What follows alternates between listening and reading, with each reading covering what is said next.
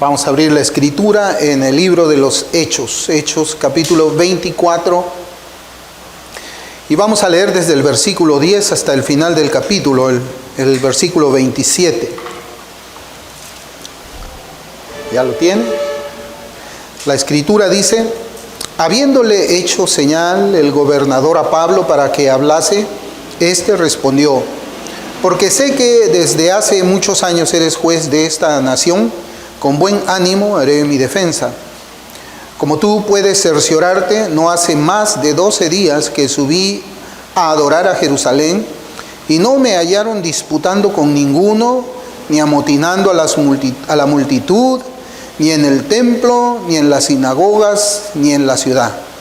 Ni te pueden probar las cosas que ahora me acusan.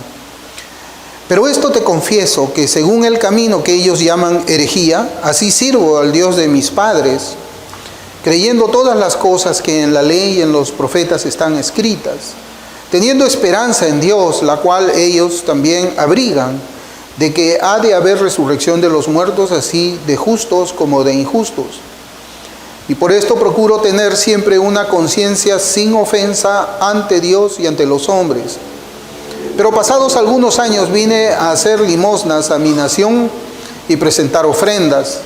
Estaba en ello cuando unos judíos de Asia me hallaron purificado en el templo, no con multitud ni con alboroto. Ellos debieran comparecer ante ti y acusarme si contra mí tienen algo. O digan estos mismos si hallaron en mí alguna cosa mal hecha cuando comparecí ante el concilio. A no ser que estando entre ellos prorrumpí en alta voz acerca de la resurrección de los muertos, soy juzgado hoy por vosotros. Entonces Félix, oídas estas cosas, estando bien informado de este camino, les aplazó diciendo: cuando descendiere el tribuno Lisias, acabaré de conocer de vuestro asunto.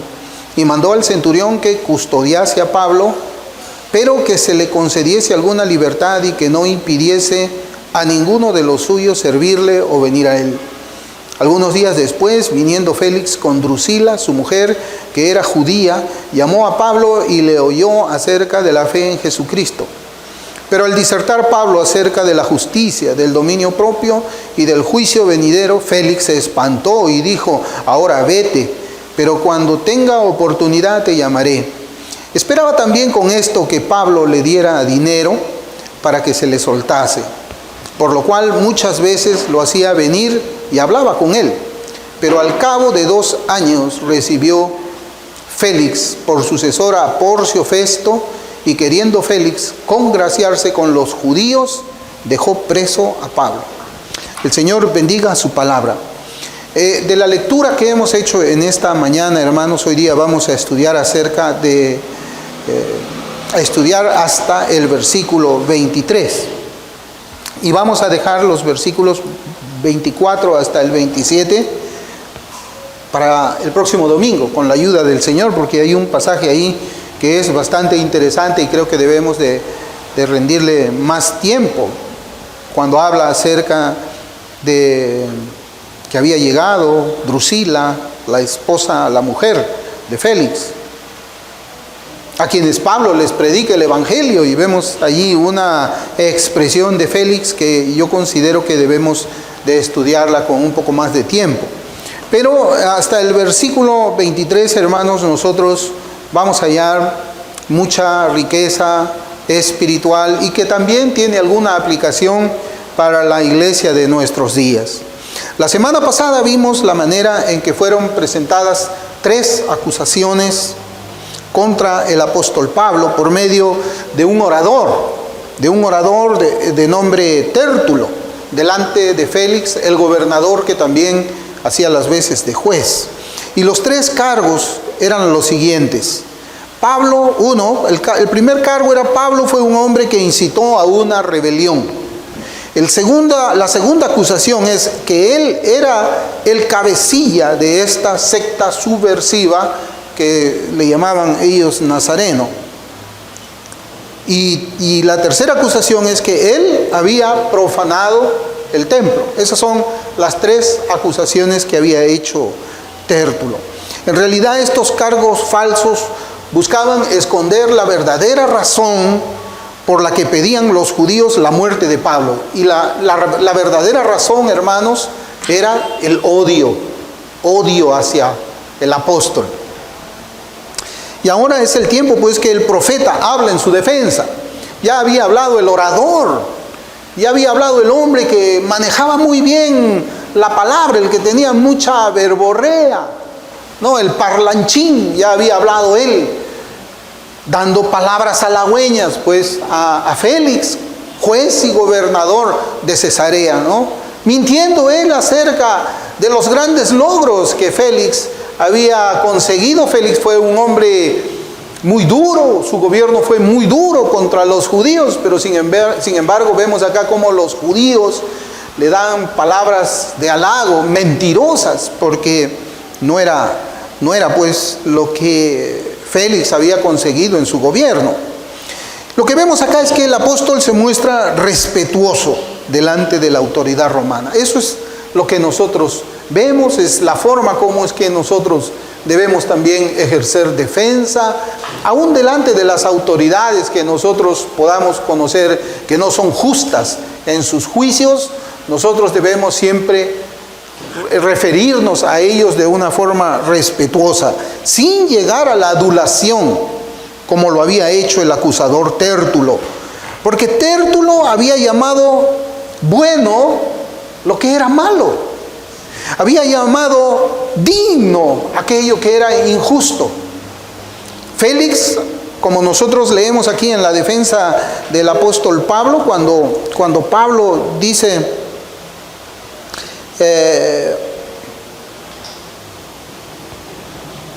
en el versículo 10, dice: habiendo hecho señal el gobernador a Pablo para que hablase, este respondió: porque sé que desde hace muchos años eres juez de esta nación.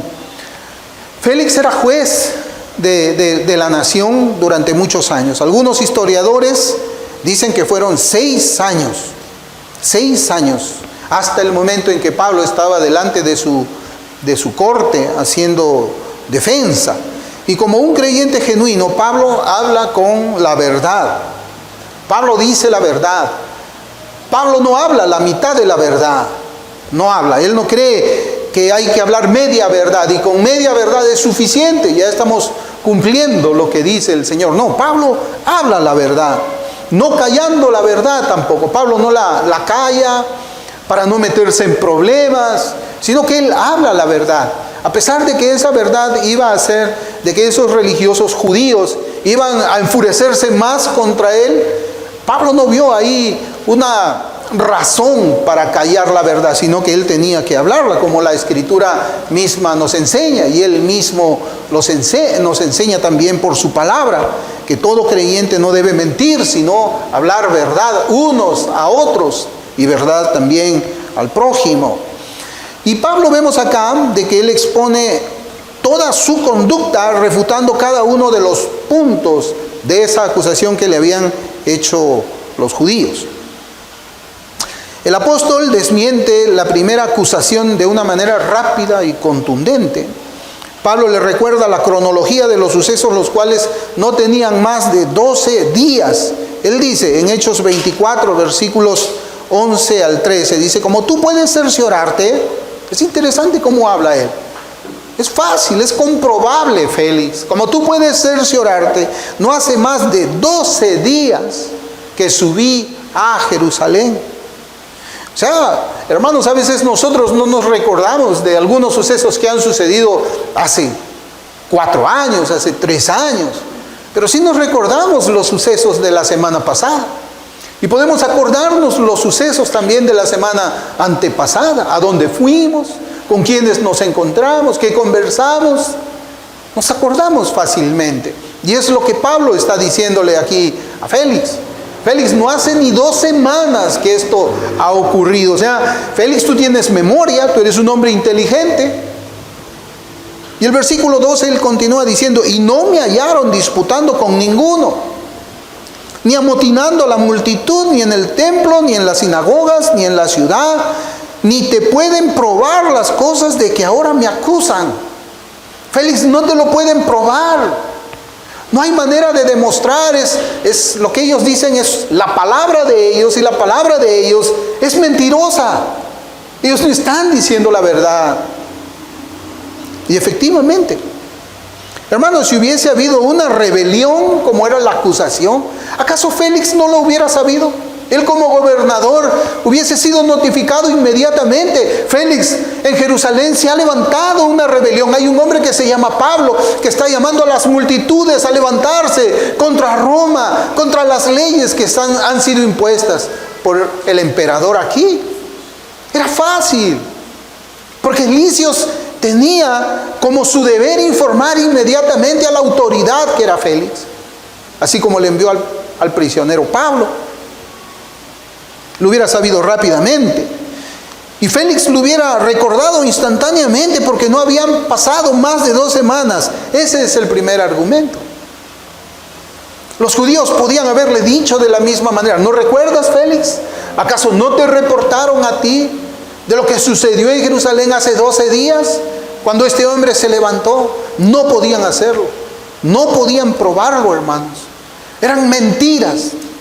Mentiras viles, para buscar que el apóstol Pablo sea condenado.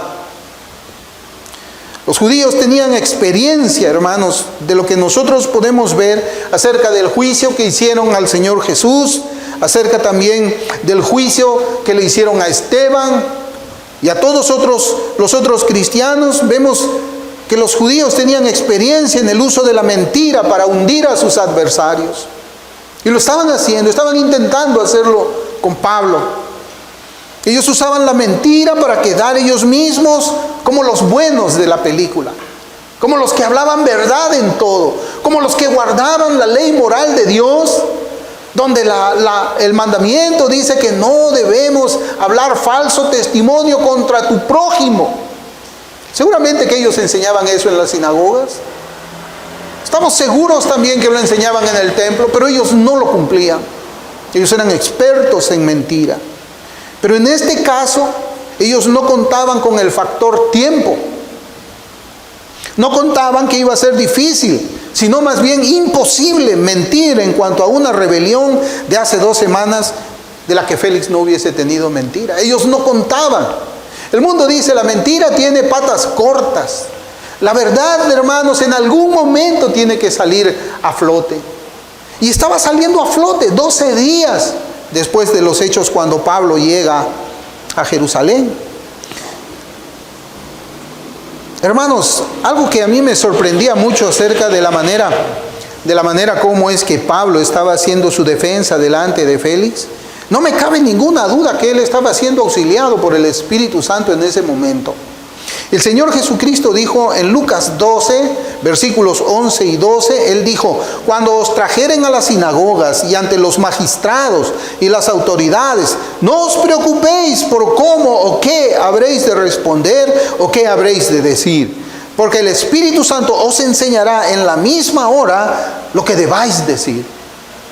Hermanos, no nos cabe la menor duda que el Espíritu Santo, el Espíritu de Cristo, estaba ayudando a Pablo no solamente a presentar una respuesta lógica, contundente, sino expresar la verdad de tal manera que el argumento de sus enemigos fuese echado por los suelos por esa verdad. Entonces vemos, hermanos, que no había pruebas para respaldar la acusación contra Pablo. No habían pruebas, no había absolutamente ninguna de que él fuese un hombre que haya incitado al pueblo a rebelarse. No había ninguna prueba. Yo creo que eso debió ser suficiente para desestimar todos los otros cargos. Sin embargo, nosotros vemos que Félix le permite que continúe él en su defensa. ¿Cómo hubiésemos reaccionado nosotros en los zapatos de Félix? Cuando es evidente por los argumentos del apóstol que era mentira, que comenzaron hablando mentira. El primer argumento era una falsedad. ¿Acaso Félix no podía juzgar por él mismo que verdaderamente era mentira lo que habían dicho ellos?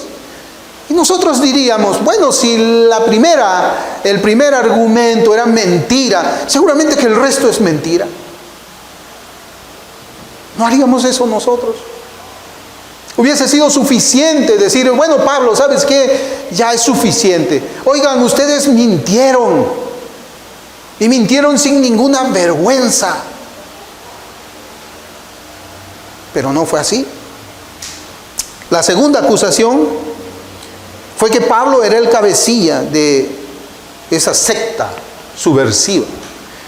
En Hechos 24:5, la Escritura dice, hablando Tértulo, dice, porque hemos hallado que este hombre es una plaga y promotor de sediciones entre todos los judíos por todo el mundo. Y dice, y cabecilla de la secta de los nazarenos. Hermanos, yo no sé a quién podríamos nosotros comparar al apóstol Pablo. Lo podemos comparar con Bin Laden. Lo podemos comparar con Abimael Guzmán. ¿Cómo es que ellos habían hablado de esa forma? Sin ningún temor. Y en esta parte el apóstol pues corrige en cuanto a la manera en que el orador se había referido al cristianismo como secta.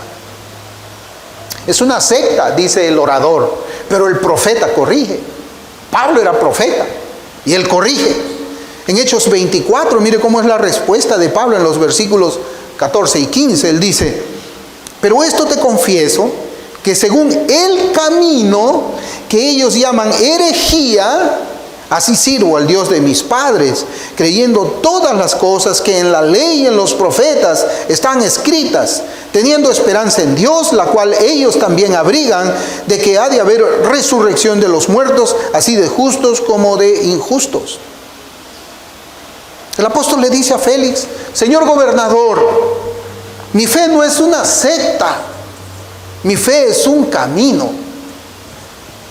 Y ese camino no es uno que haya sido trazado, hermanos, yo quisiera que acá prestemos atención. Ese camino no es uno que haya sido trazado desde que el Señor Jesucristo comenzó su ministerio terrenal. El cristianismo no comienza con Cristo cuando Él es encarnado, Él toma la forma humana. Ahí no comienza el cristianismo. Ahí no comienza el pacto de gracia. No. Nosotros entendemos de que la humanidad está dividida en dos grupos. Cada uno de esos grupos está bajo una cabeza. Entendemos que algunos están bajo el pacto de obras, cuya cabeza es Adán. Y hay otro grupo que está en el pacto de gracia, cuya cabeza es Cristo. No hay nadie en el medio. O estás en Cristo o estás en Adán. Si estás en Adán, estás sujeto al pacto de obras, estás bajo maldición, estás bajo condenación. Si estás en Cristo, estás unido a Él, has entrado en el pacto de gracia. Por eso es que yo les digo, el pacto de gracia no se inicia cuando Cristo viene. ¿Acaso Abraham no estaba en el pacto de gracia antes de que Cristo se hiciera carne? Por supuesto que sí.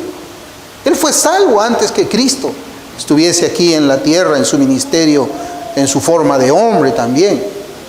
Entonces, este camino, que es el camino del pacto de la gracia de Dios, no es uno que comenzó cuando el Señor Jesucristo vino aquí a la tierra, sino que puede serlo desde los tiempos de Abraham, de Isaac y de Jacob. Puede ser trazado aún desde el mismo Adán, en el Edén. Y lo que Pablo quiere dejar establecido es la verdad que el cristianismo tampoco nace del judaísmo. No, el cristianismo no nace del judaísmo. Tampoco es una distorsión de la fe judía, como que nosotros interpretamos la fe judía de una manera diferente y como hay una interpretación diferente, entonces a esos que interpretan la escritura de esa manera se le va a llamar a ellos cristianos. No. Tampoco es una extensión del judaísmo. No es que los judíos acabaron en el año 70 después de Cristo y ahora comienza con el nombre de cristianismo. Tampoco. Tampoco es una interpretación nueva de las doctrinas y la práctica judía. Absolutamente no. Nosotros no venimos de los judíos. Los judíos no son hermanos en la fe de la iglesia. Los judíos ni siquiera son primos. Ellos niegan la Trinidad. Desde que ellos niegan a Cristo como el Mesías, como Dios, entonces ellos no creen en la Trinidad. ¿Y cómo llamamos nosotros a los que no creen en la Trinidad? Ellos rechazan a Cristo como Salvador. Ellos lo tienen como otro profeta que tuvo su propia secta. Entonces, ¿cómo llamamos nosotros a aquellos que niegan a Cristo como Dios? ¿Cómo les llamamos a ellos? Pablo aclara que los verdaderos judíos, mire, escuche bien, los verdaderos judíos, ¿quiénes son? Los cristianos. Los cristianos somos los verdaderos judíos. Y él lo dice en la Escritura. Pablo está haciendo una diferencia entre ellos que lo acusaban y él. No le dice, nosotros no somos una secta. Y va a quedar establecido que las sectas son ellos y no Pablo. Pablo aclara, como yo les digo, que los verdaderos judíos son los cristianos y que el verdadero judaísmo podría decirse que es cristiano. ¿Dónde está eso? En Romanos 2. Romanos 2, versículos 28 y 29, dice la palabra del Señor. Pues no es judío, dice, pues no es judío el que lo es exteriormente. No, ese no es judío. Los que estaban delante de Pablo y delante de Félix, esos no eran judíos. No lo eran. Dice, ni es la circuncisión la que se hace exteriormente en la carne. Por supuesto que ellos estaban circuncidados. Pablo también estaba circuncidado. Él mismo lo dijo, que fue circuncidado al 8º día. Pero esa circuncisión, esa manera de vestir, tener el Antiguo Testamento debajo de sus brazos, no los convertía en judíos a los acusadores de Pablo. Los fariseos no eran judíos. Los saduceos no eran judíos. Los escribas no eran judíos. Pablo dice acá, sino que es judío el que lo es en lo interior. Y la circuncisión es la del corazón, en espíritu, no en letra, la alabanza del cual no viene de los hombres, sino de Dios. Pablo está diciendo, ellos no son los judíos. Los judíos verdaderos son los que tienen circuncidado el corazón. Nosotros no somos una secta. Ellos son una secta. El pacto de gracia comienza desde Adán, cuando el Señor promete de que en la simiente de la mujer vendrá el Cristo, en Génesis 3:15. Y habla también de la simiente del diablo en ese mismo pasaje. El cristianismo, hermanos, es el camino viejo, un camino viejo, del cual se desviaron ¿quiénes? Pablo, Esteban, Pedro, los apóstoles. No, se desviaron los fariseos, se desviaron los saduceos y se desviaron los escribas. Si a usted yo le pregunto ahora, ¿usted es judío? ¿Usted qué respondería? Por supuesto que soy judío. ¿Y dónde me dice usted que es judío? Ahí lee Romanos 2, 28, 29. Yo soy judío. Yo soy, de acuerdo a la Escritura, yo soy judío. Claro, soy peruano, soy limeño, pero yo soy judío. Ellos no.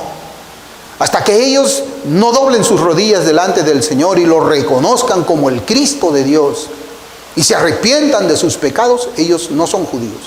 Claro, pueden tener la raza judía, pero no son judíos espiritualmente hablando.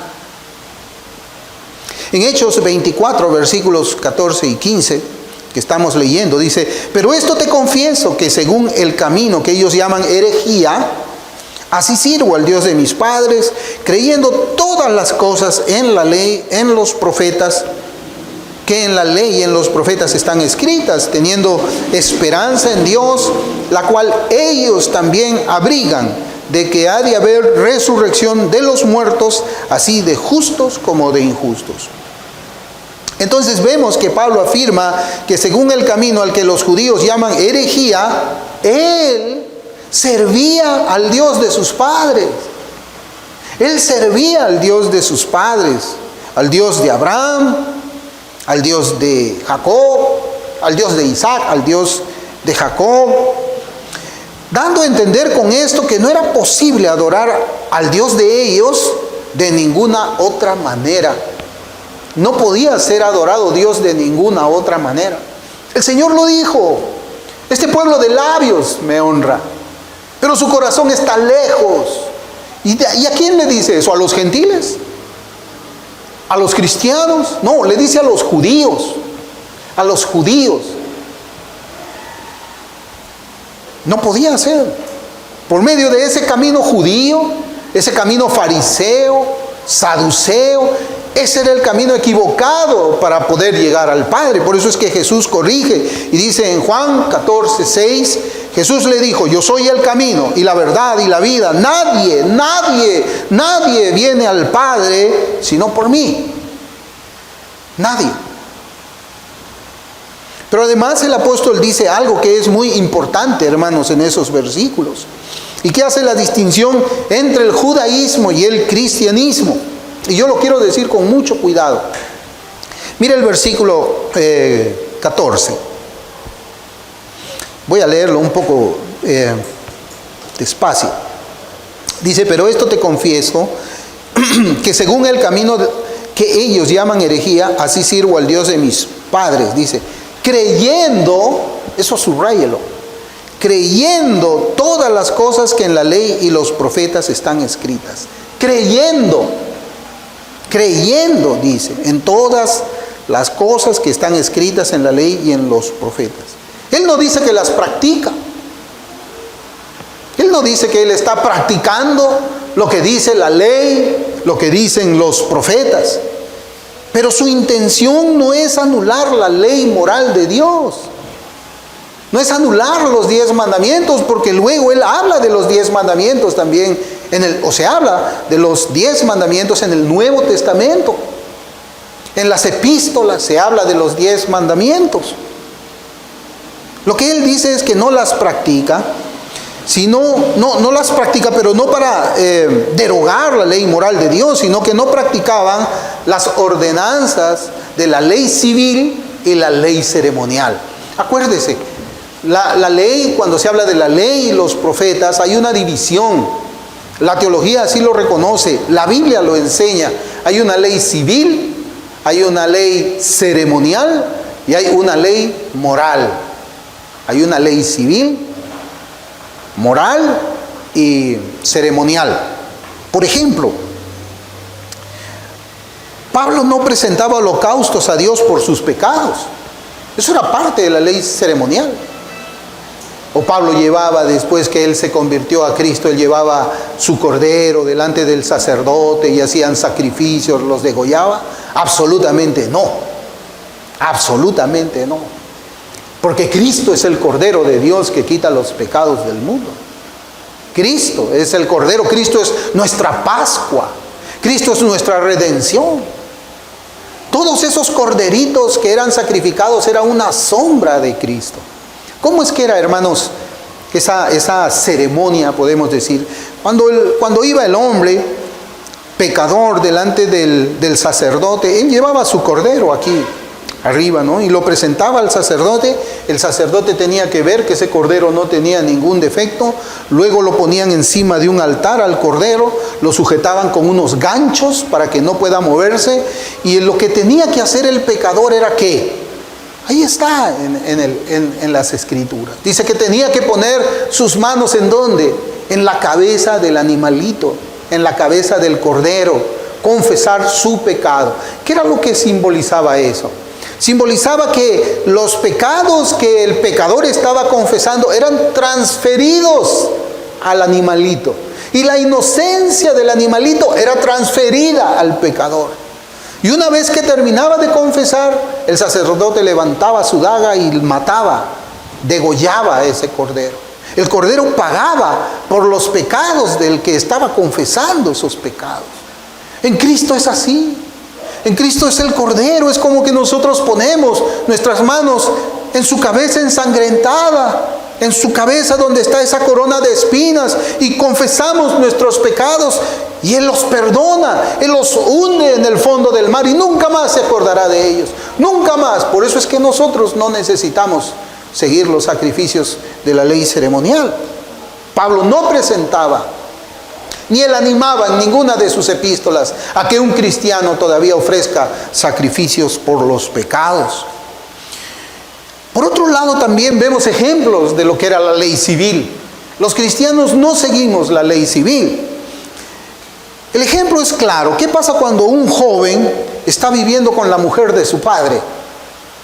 ¿Qué pasa en esos casos? ¿Qué dice la ley civil que está en la ley de los profetas? En Levítico 20:11 dice: cualquiera que yaciere con la mujer de su padre, la desnudez de su padre descubrió, ambos han de ser muertos, su sangre será sobre ellos. Eso es lo que mandaba la ley civil, la ley mosaica, en los casos en que un varón estaba con la mujer de su padre.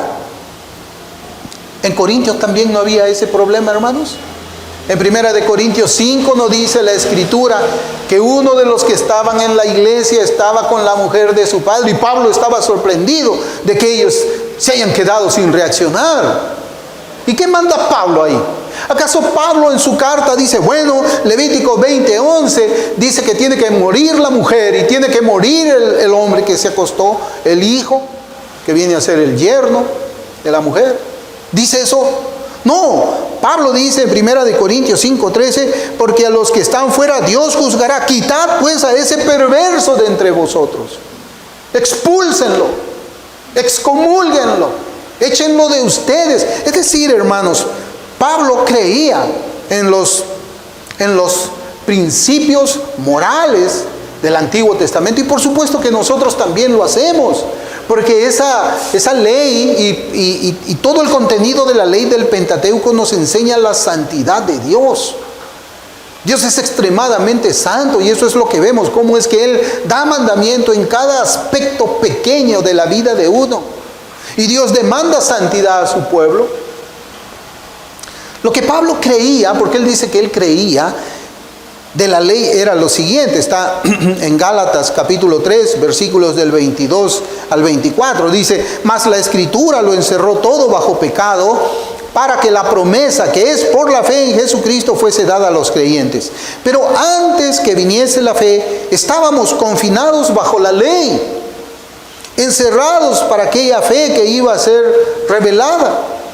De manera que la ley ha sido nuestro ayo para llevarnos a Cristo, a fin de que fuésemos justificados por la fe. Nuestro ayo es nuestro instructor, nuestro maestro, quien nos lleva ¿a dónde? A Cristo. Por eso es que cuando nosotros, hermanos, predicamos el Evangelio, predicamos la ley, para que llegue la convicción de pecado. O sea, mientras una persona no se vea como pecador, no necesita a Cristo. No necesita a Cristo. ¿Y cuál es la manera que Dios ha establecido por su palabra para demostrar que el hombre es pecador? Porque no hay justo ni aún uno. La ley. Entonces, cuando usted predica la ley, cuando dice no robarás, no matarás, no adulterarás, no levantarás falso testimonio, y todo aquel que hagas estas cosas son dignos de muerte, ¿qué cosa es lo que la persona que te escucha va a pensar? Que es pecador. Y si la gracia de Dios llega a esa persona buscará al Señor finalmente, porque la obra del Espíritu Santo es irresistible. Pablo creía en esa ley, de tal manera que esa ley te llevaba a Cristo, pero después que tú llegas a Cristo con esa ley, regresas a esa ley moral para santificación. Porque ¿cómo te vas a santificar si Dios dice que quiere un pueblo santo? ¿Cuál es el mapa que vas a seguir para santificarte? Hay un mapa, hay una ruta de santificación, y está dada en la palabra de Dios, la ley moral de Dios, las escrituras que nosotros tenemos en el Nuevo Testamento, las cartas paulinas, las cartas pastorales, y todas las cartas que encontramos acá son para nosotros. En cambio, los judíos veían a la ley como las obras que justifican a los pecadores.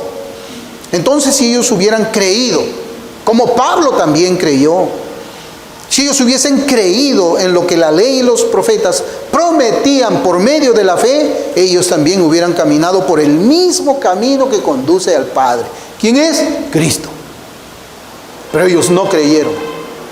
No creyeron. Hermano, usted lea el Antiguo Testamento. Mucha de la escritura del apóstol Pablo en sus cartas es recogida del Antiguo Testamento para demostrar que allí estaba el Evangelio. Hechos 24, versículos 17 al 19 dice: pero pasados algunos años, vine a hacer limosnas a mi nación y presentar ofrendas.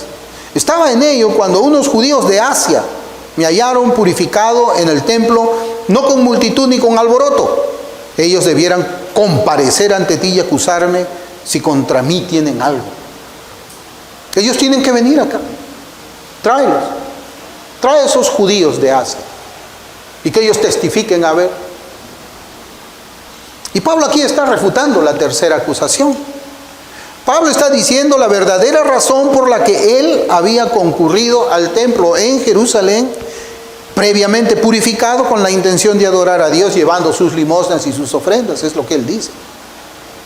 Y es cierto, él estaba allí. Cuando nosotros repasamos un poco los acontecimientos de la prisión de Pablo en Jerusalén, vamos a darnos cuenta de eso, que eso fue así. Entonces, declara que el alboroto no fue provocado por él. Pablo está declarando que el alboroto no fue causado por él, sino por unos judíos que habían venido de Asia. Y además dice al juez que los tales deberían ser citados para un careo con el apóstol y así demostrar la verdad de los hechos. Es interesante cómo es que Pablo hace su defensa. Él no tenía que temer. Él estaba llamando a esos hombres que comparecieran ellos porque él no estaba mintiendo. Él no estaba inventando nada. Él no estaba exagerando nada. Él no estaba poniendo palabras que no debían de ponerse, ni estaba quitando palabras. Él estaba hablando la verdad. Por eso es que tenía confianza. Entonces, cuando nosotros hablamos verdad, vivimos tranquilos. Cuando se nos pregunta por esto y por esto, y hablamos la verdad, vivimos tranquilos. Solamente una persona que sabe que está mintiendo tendría miedo presentarse delante de un juez y mentir delante de un juez. Mentir delante de un juez. Los versículos 20 y 21 de Hechos 24 dice: o digan estos mismos, si hallaron en mí alguna cosa mal hecha cuando comparecí ante el concilio, a no ser que estando entre ellos prorrumpí en alta voz acerca de la resurrección de los muertos, soy juzgado hoy por vosotros. Ahora Pablo está desafiando a los que estaban ahí. Le dicen: bueno, digan la verdad delante del juez. Díganlo.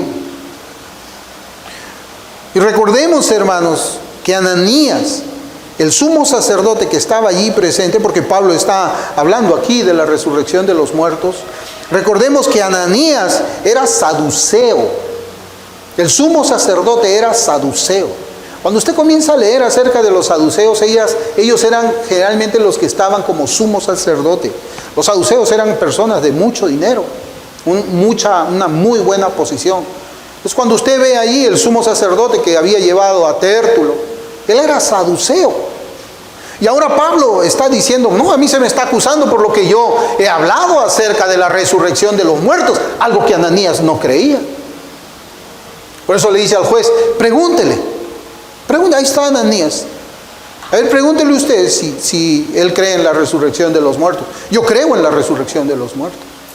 Pero pregúntele usted a él para que sepa cuál es la verdadera razón por la que yo estoy aquí en este tribunal.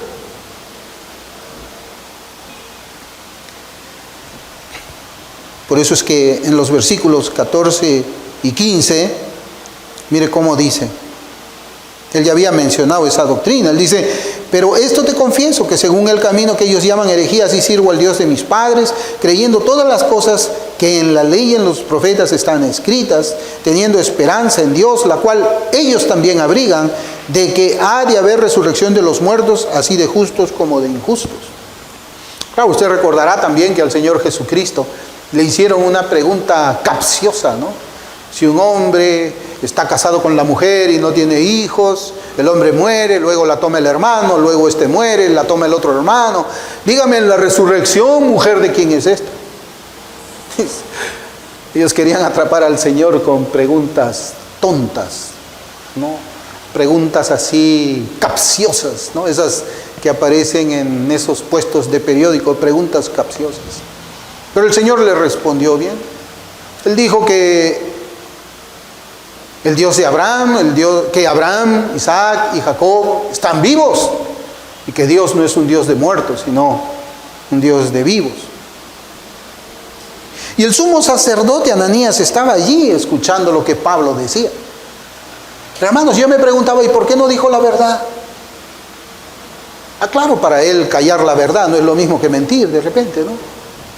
¿Por qué no dijo la verdad?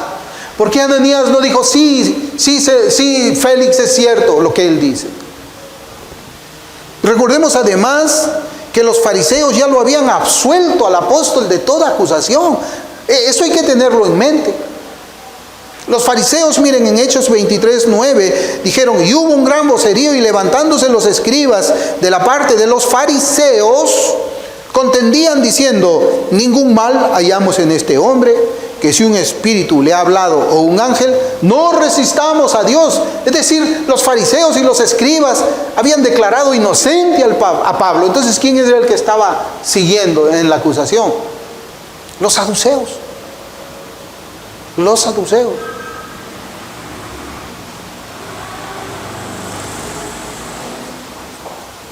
Los saduceos, encabezados por el sumo sacerdote Ananías, buscaban la cabeza de Pablo. ¿Será por su fe en la resurrección de los muertos? ¿Será porque Pablo aferraba su alma a esa doctrina? Sin embargo, los acusadores callaron ante la defensa del apóstol Pablo, una defensa asistida, como yo les digo, por el Espíritu Santo, quien le puso las palabras que debía decir delante del gobernador Félix. Y yo creo que eso estaba bien. Claro, está mal mentir, pero yo creo que estaba bien para que su pecado no aumente, hermanos. Porque una defensa de los fariseos frente a los argumentos de Pablo iba a convertir esa mentira en una bola de nieve. Ellos mintieron, pero tenían que decir más mentiras para sostener su mentira y más mentiras para sostener la mentira de su mentira, y comienza a crecer, y su pecado es mayor. Bastaba solamente esa defensa para que esos hombres se arrepientan y dejen de mentir.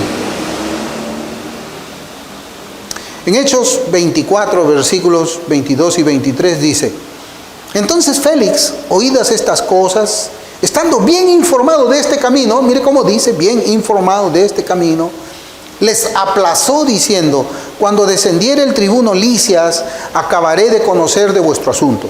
Y mandó al centurión que se custodiase a Pablo, pero que se le concediese alguna libertad y que no impidiese a ninguno de los suyos servirle o venir a él. Dice, cuando descendiera el tribuno Lisias. ¿Y cuándo iba a descender? ¿Cuándo? ¿Por qué no dijo, voy a llamar al tribuno Lisias para que venga la próxima semana? ¿Podía llegar en la próxima semana? Sí podía. ¿Por qué no dijo eso? Es una respuesta muy vaga, hermanos. Cuando venga pues el tribuno Lisias. Bueno, pues cuando muere el Papa, ahí vamos a ver este asunto, ¿no? ¿Cuándo va a morir? Nadie sabe. Miren cómo es ahora el pensamiento de Félix. Pablo había desbaratado cada una de esas acusaciones con argumentos firmes. Pablo las había derribado con la verdad sobre la mentira. Cualquier persona con 2 dedos de frente hubiese dicho y se hubiera dado cuenta, estos hombres están mintiendo y este Pablo está hablando la verdad. Cualquier juez debería de juzgar y dictaminar en ese momento, golpeando su mesa con su martillo, diciendo, este hombre es inocente. ¿Por qué no lo declara inocente? ¿Por qué? Hermanos, tristemente pues el gobernador Félix no declaró la inocencia de Pablo acerca de todas estas acusaciones falsas. ¿Por qué? ¿Por qué? Porque él era un hombre calculador. Fíjense, Félix sabía que él era inocente, pero él era un hombre calculador. Y su veredicto tenía que estar por encima de la verdad. Félix pensaba en lo que le convenía a él, no en lo que era correcto. Y ahí lo dice la Escritura. La Escritura lo dice. Versículo 27 del capítulo 24. Dice, pero al cabo de 2 años recibió Félix por sucesor a Porcio Festo, y queriendo Félix congraciarse con los judíos, dejó preso a Pablo 2 años después. Quería congraciarse. Él pensaba en sus intereses. Claro, Tértulo le dice, tú has actuado con justicia, tú eres el muy justo. Era mentira. Ese hombre era un calculador. Un cristiano no debe ser calculador. Ese hombre se estaba moviendo de acuerdo a su conveniencia, no a la verdad. Un cristiano nunca se mueve de acuerdo a su conveniencia, se mueve según la verdad. De alguna manera, Félix, se puso del lado de la mentira bajo el disfraz de la justicia. Él se puso del lado de los fariseos, pero se presentaba delante de todos como yo soy el justo. No, hermanos. Ese hombre era un hombre calculador. El versículo 26 dice, esperaba también con esto que Pablo le diera dinero para que le soltase, por lo cual muchas veces lo hacía venir y hablaba con él. Ese hombre no le interesaba la justicia, le interesaba su bolsillo, le interesaba pues su ganancia. Y hay una aplicación aquí, hay una aplicación. El hombre que es como Félix tiene una excusa para diferir la justicia y permanecer en la injusticia. Por lo general esperan condiciones en las cuales una sentencia de inocencia les ayude a sus carreras terrenales, a sus propósitos terrenales. El hombre que es como Félix piensa de esa manera, wow, este hombre es inocente. ¿Pero qué me conviene más? ¿Me conviene declararlo como inocente? ¿Qué gano yo? ¿O qué pierdo yo si lo apruebo como un hombre inocente?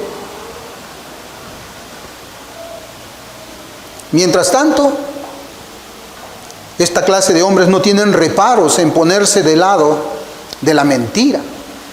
No tienen reparos en ponerse a favor de la calumnia, porque de esa manera ganan algo para ellos. Ganan algo para ellos. Hermanos, esta historia de verdad nos muestra a nosotros lo corrupto que es el corazón de un hombre que está sin Cristo. El cristiano es un hombre que habla verdad. Es un hombre que habla la verdad por encima de las consecuencias que puede venir hacia su propia persona cuando él habla la verdad.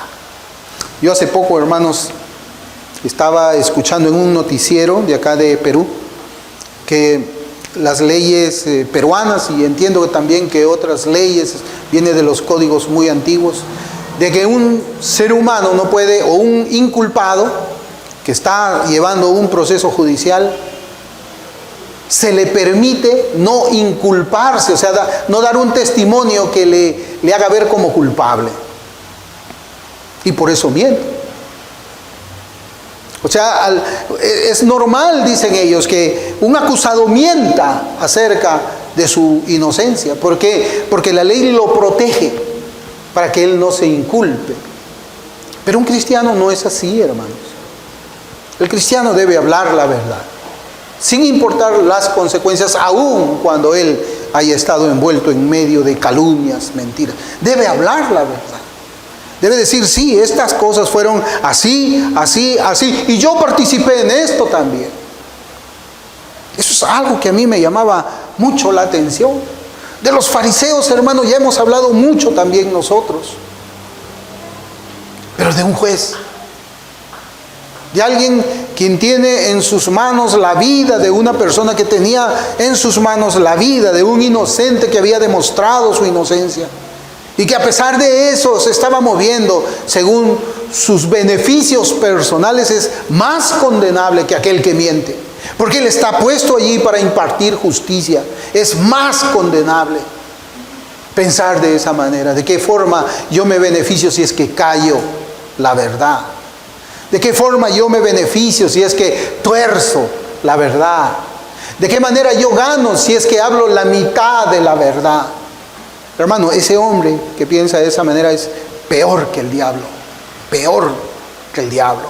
Y yo lo creo porque la Escritura así lo enseña y así nos presenta a este hombre, Félix. Vamos a orar, hermano.